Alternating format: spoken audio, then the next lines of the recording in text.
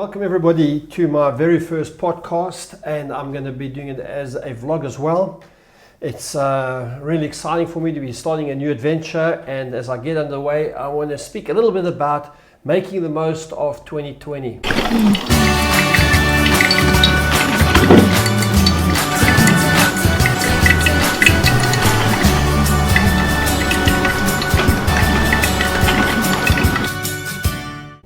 Now, don't you love the sound of 2020?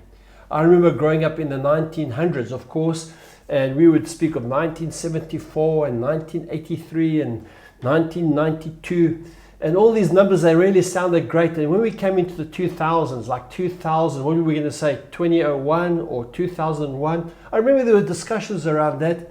And of course, we've been talking about 2012, 2013, 2019, and now we're moving into 2020. And I must be honest with you, I do like the sound of 2020.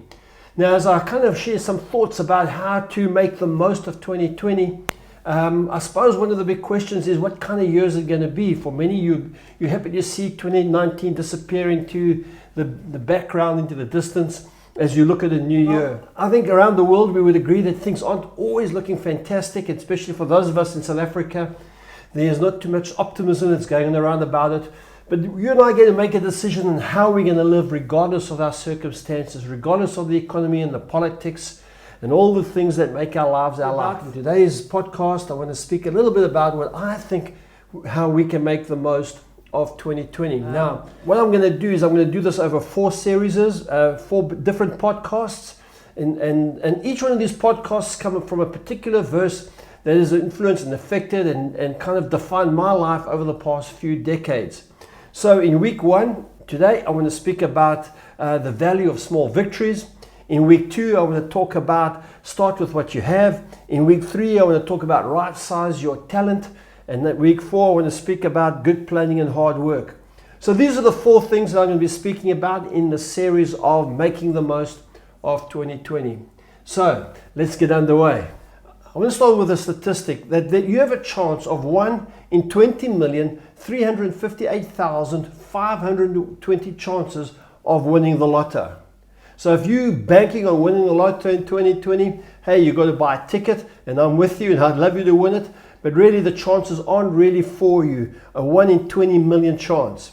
Now, as I get stuck into this talk today, I'm reminded of a talk that I heard by John Maxwell at the GLS several years ago, and he said this: we all have uphill desires and downhill habits.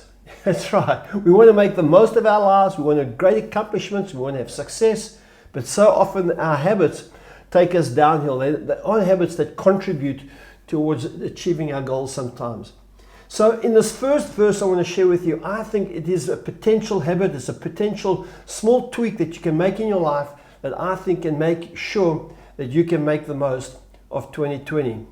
So this verse, it came to me at a very difficult time in my life. In the early days of starting our church, nothing was happening. On a good Sunday, we had 35 or 40 people attending Sunday services each weekend. And I want you to know it was very discouraging. And I kind of was sitting one day and I was reflecting around this, wondering what I can do.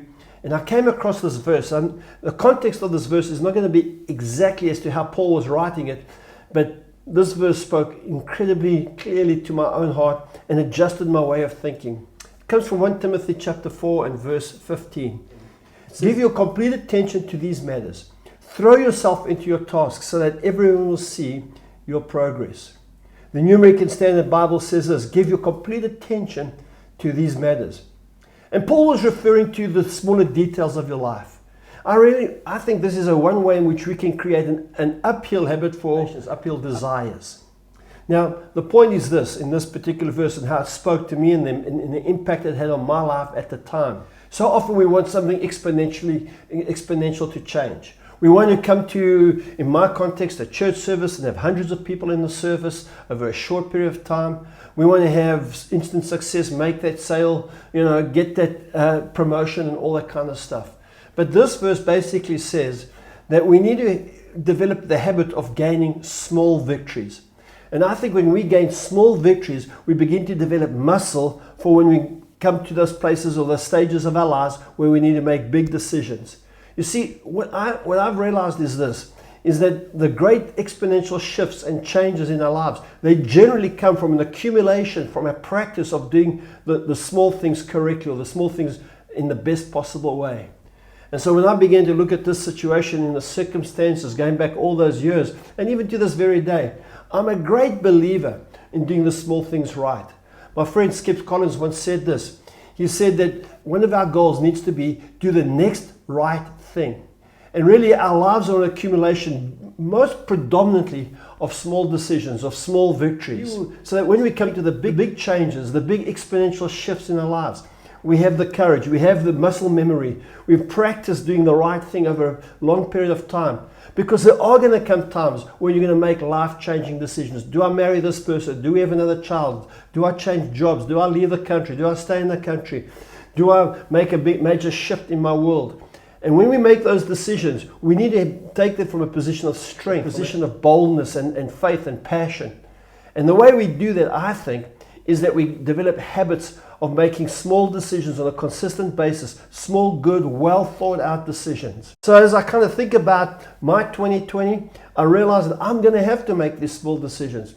As many of you may know, my role in Grace Family Church has changed from being a senior pastor to kind of a more generalized overview. We're using the language founding pastor, which is fine for a season. But in essence, what I'm going to be doing is helping and coaching, mentoring, and doing an online thing as well. So for me, I'm in that stage of life. I don't know a lot about vlogging and about podcasting, but I'm taking small steps. I'm going to do one small thing after another one, and those small steps will build up momentum. Hey, so I think if you would consider this for your own life and the things that are before you, and you get into the habit of taking each decision and having a series and having a view of small victories. There's this guy David, we know the story of David and Goliath. He never just came out of the fields as a shepherd boy into the big grandstand arena of a battle between a giant from the Philistines and a parent giant from the Israelites, which there wasn't one. But he kind of made this reference. He said to himself, surely the God that delivered me from the paw of the bear and the lion will deliver me from the hand of the Philistines. David had built up some experience, some victories. Now, bears and lions certainly aren't small victories, but compared to a giant where two nations' future was staked on this battle, it was a massive moment in David's life. In fact, it defined his life moving forward. Here's my appeal to each one of us, that in 2020 we decide that we're going to take the small decisions, we're going to make informed, well thought out, spirit-led small decisions, so that we can get an accumulation of these small decisions, and so that we can make the big decisions when we need to make them and have the exponential shifts and changes that will transform our lives. I'm working on that in the social media aspect, and regarding that, I'd love you to subscribe to our podcast and I'd love you to go onto my public persons page and follow me there and subscribe to my YouTube channel.